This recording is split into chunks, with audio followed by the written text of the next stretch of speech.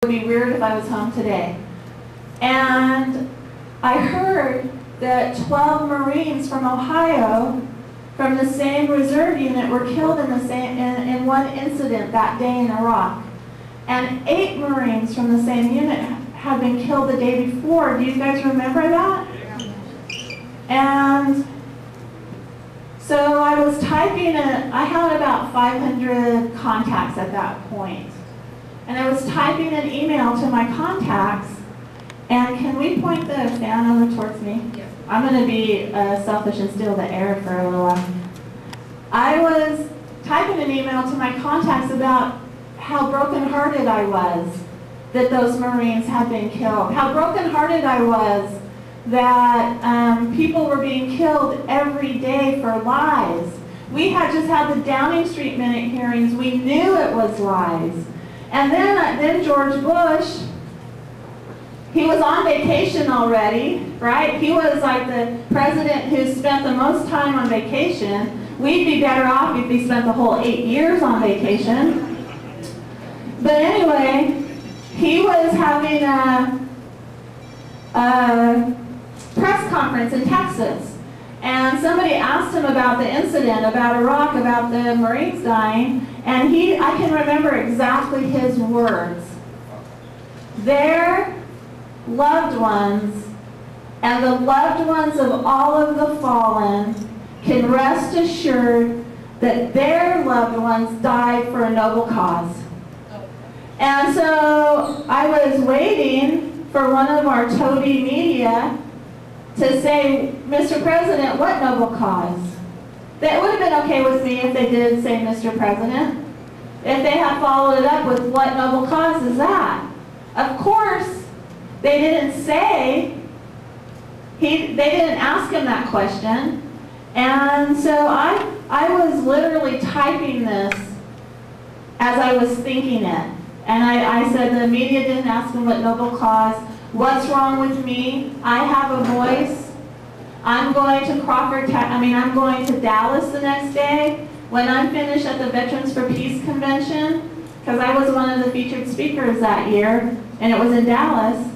When I'm finished with my part, I'm going to Crawford, wherever that is. I didn't even know where it was. I'm going to Crawford, and I'm going to get as close to George Bush as I can, and I'm going to demand a meeting with him, and I'm going to ask him what noble cause. And so I hit send, and then 3 days later I was asleep in the ditch in Crawford, Texas. So I just wanted to say that because the Eyes Wide Open exhibit made me remember that it was, that the impetus for me going down to Texas was directly related to Ohio. So, and then of course, that summer we had thousands of people also come down to Crawford, and finally people knew where it was. And like everybody knew that that's where George Bush went, but nobody really knew where it was until a peace battalion descended on that town. And now I know where it is. I'm really familiar with Texas now. A lot of people think I'm from Texas. And I was like, what? That's an aberration. The only reason I was in Texas because that's where George Bush was. And I used to joke around all the time, whoever our next president is, I hope he has like the sense to vacation somewhere nice. And Obama does have a vacation home in Oahu. So I'm like, whoa, yeah, Camp Casey, Oahu, yeah. That's way better than Camp Casey, Crawford. Wow, how many of you have been to Texas? Have any of you did any of you come to Camp Casey when we were down there? Oh, shame on you. But Texas is like weird. They have something that I never saw anywhere else, fire ants. And fire ants are tiny little black things. And you don't even see them, but they sting the crap out of you. And some people have had to go to the hospital because they got bitten by fire ants. Then they have chiggers. Do you guys have chiggers? No. Oh, that's why I like California. We don't have fire ants or chiggers. And then they have Republicans too. And the thing that's different between chiggers and Republicans is Republicans can make signs. They don't spell them very well, but they do make them. So anyway, Texas is great though. There's a lot of progressive people in Texas, believe it or not. I had a week on my book tour there, and did you guys hear that we went to George Bush's house in Dallas? And so he moved to Dallas. He still has his, fake ranch in Crawford, but he spends time in Dallas now. And we just wanted to do a little protest to show that not everybody is happy that he moved to Dallas. Not everybody is happy that there's a war criminal in their neighborhood. And not only that, but to say that yes, you're not president anymore, but your policies linger. Nothing has changed in foreign policy since you've left office. And another thing is, you shouldn't be able to live in luxury for the rest of your life.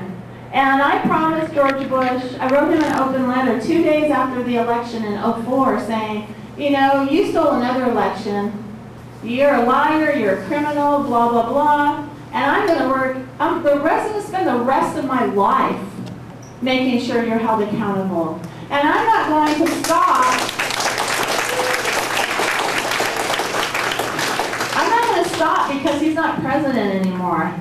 He committed those crimes, and you just can't leave and say, oh, I'm exempt from all the crimes I committed in office now. If they would impeach him, that'd make my job easier. But we have this new paradigm of looking forward, though. They say we can't heal unless we look forward. Well, I don't subscribe to that theory because we didn't prosecute anybody who was responsible for the crimes of Vietnam. This couple days ago, we had another war criminal die, right? Robert McNamara. He shouldn't have been able to live as a free man for how many years after being the architect of the Vietnam War? 58,000 Americans, millions of Vietnamese. Not only that, though, his war crimes for Vietnam were so intense that people forget he was a war criminal during World War II. He was the architect of the fire bombings in Japan. And those eclipsed the awful atomic bombs. They killed more people. They created more devastation than even the atomic bombs did. So what happened? We didn't hold anybody accountable, so we get the war criminals of the Bush regime. And Obama is really fond of saying, no, we can't look back, we have to look forward. And so I want you all to try that. The next time you get pulled over by the cop, say, you know what?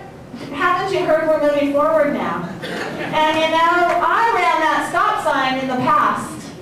And it's funny, Obama wants us to look forward so we don't prosecute the Bush administration, but he also is continuing the policy of preventive, indefinite detention.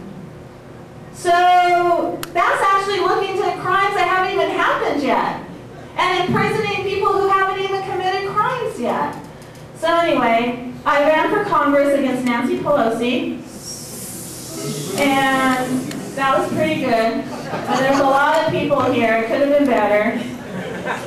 Let's try it again. I was just seeing if you were awake. I ran for Congress against Nancy Pelosi.